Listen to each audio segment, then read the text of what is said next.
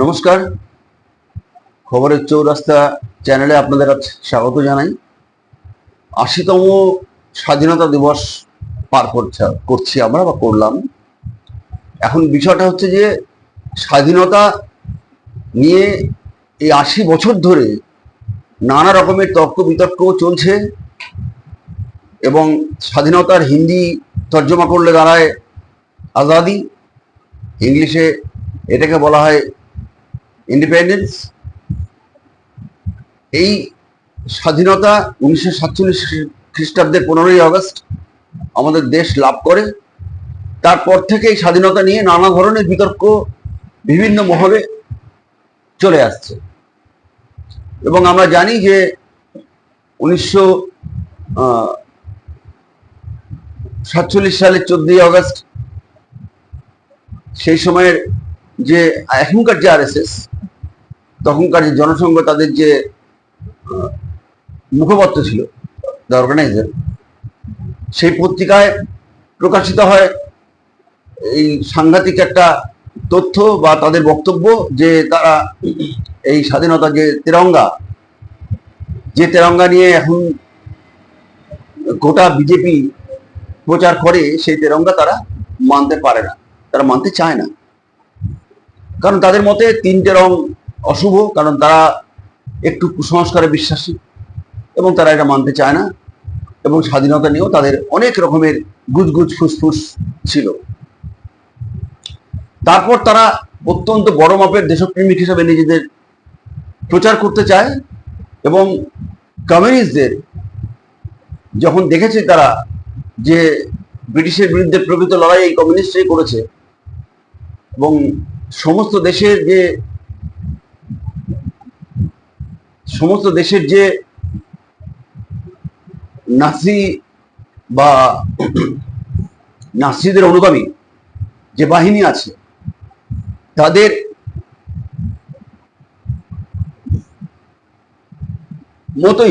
মতো একই সুরে তারা কিন্তু প্রতিনিয়ত কমিউনিস্টদের গালাগালি করে।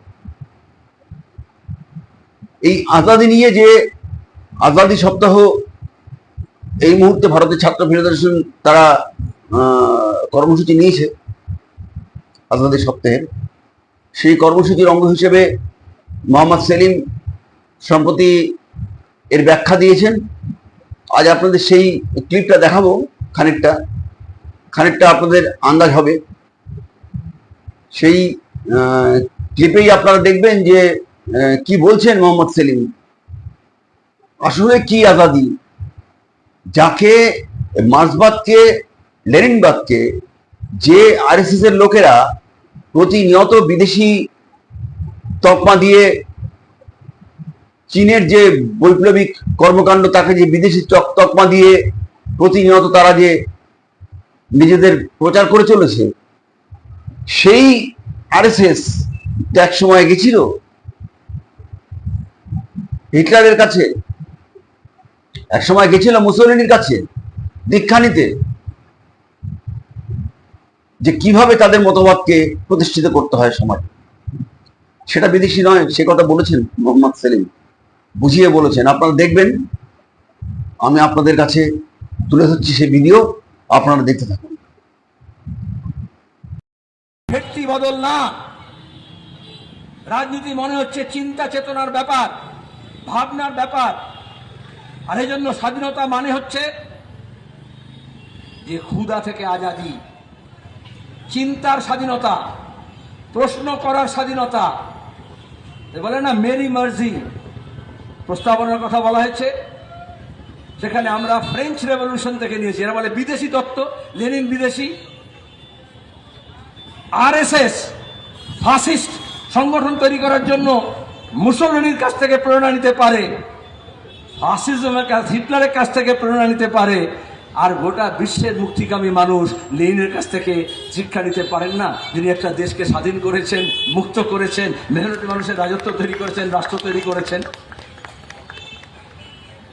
রবীন্দ্রনাথকে অন্য কোনো দেশ ভালোবাসবে না, অন্য কোনো দেশে রবীন্দ্রনাথের মূর্তি থাকবে না, অন্য কোনো দেশ মহাত্মা গান্ধীর কাছ থেকে শিক্ষা নেবে না, অন্যান্য দেশগুলো গৌতম বুদ্ধের ভাবনা চিন্তা থেকে প্রেরণা পাবে না।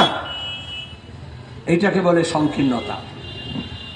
এই যে খণ্ড ক্ষুদ্র করে রাখে, যেরকম পায়রা পোষে এক একটা খোপের মধ্যে ঢুকিয়ে দেয়, সেরকম ওরা আমাদের চিন্তা চেতনাকে এরকম খোপের মধ্যে, খাঁজের মধ্যে ঢুকিয়ে দিতে চায়।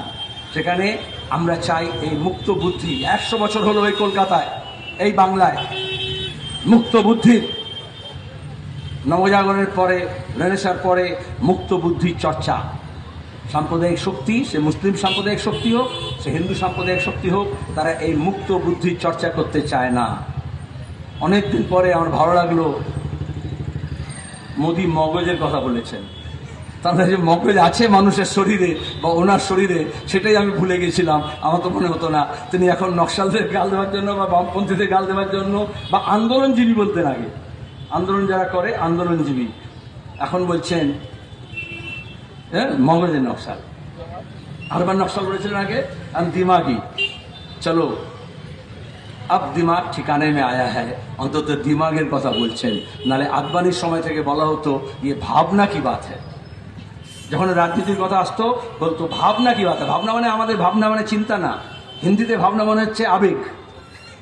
ভাবনা কি বাত হ্যায়, ভাবনা থাকে, আবেগ থাকে, কিন্তু সেখানে মগজাস্ত্র প্রয়োগ করতে হয়। স্বাধীনতা আন্দোলনের সময় যারা এই মগজাস্ত্র প্রয়োগ করেছিলেন তারা বুঝেছিলেন ইংরেজ সাম্রাজ্যবাদকে তাড়াতে হবে, আর যারা মগজ ব্যবহার করেনি তারা মনে করেছিল ইংরেজের দালালি করতে হবে। রত্নাগিরি জেলে মাস্টারদা সূর্য সেন, নিরঞ্জন সেন ওই রত্নাগিরি জেলে ছিলেন।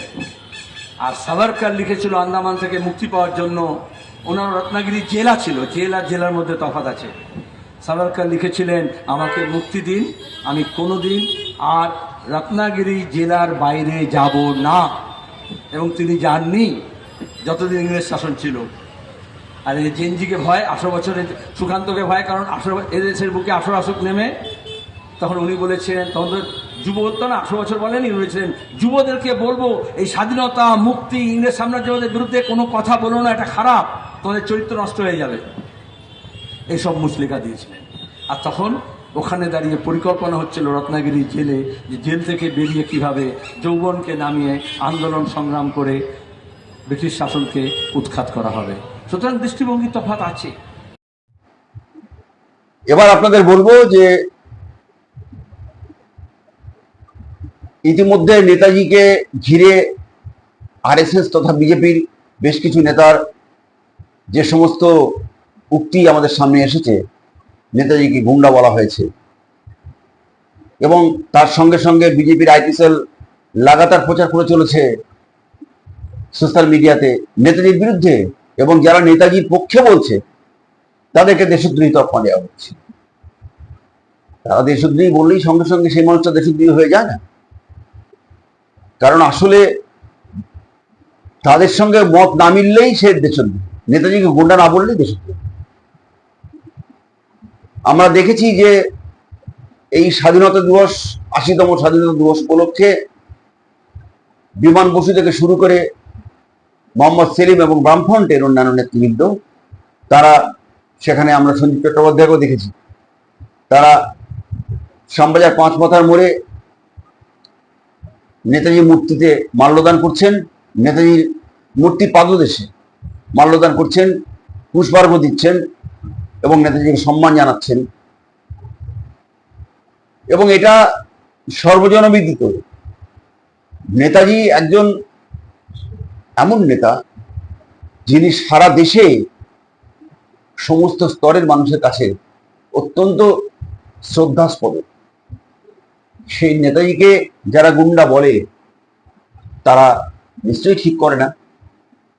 আমরা এই তথ্য আপনাদের সামনে তুলে ধরলাম, এবং এবার আপনাদের সেই ক্লিপটা দেখাবো যেখানে শ্যামবাজার 5 মাথার মোড়ে নেতাজির যে মূর্তি আছে সে মূর্তি পাদদেশে মাল্যদান করছেন বাম নেতৃত্ব।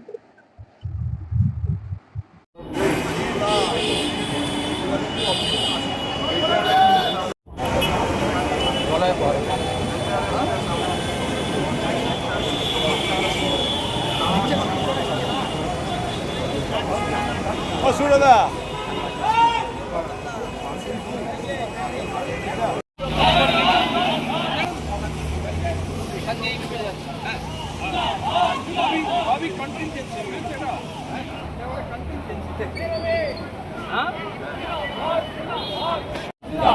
इनकलाब जिंदाबाद जिंदाबाद जिंदाबाद इनकलाब जिंदाबाद जिंदाबाद जिंदाबाद वामफ्रंट जिंदाबाद जिंदाबाद जिंदाबाद दिल्ली ना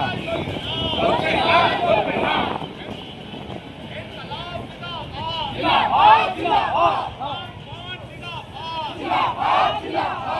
जिंदाबाद স্বাধীনতা দিবস দিচ্ছে ডাক সাম্রাজ্যবাদ নিপাত যাক দেশের ৮০তম স্বাধীনতা দিবস দিচ্ছে ডাক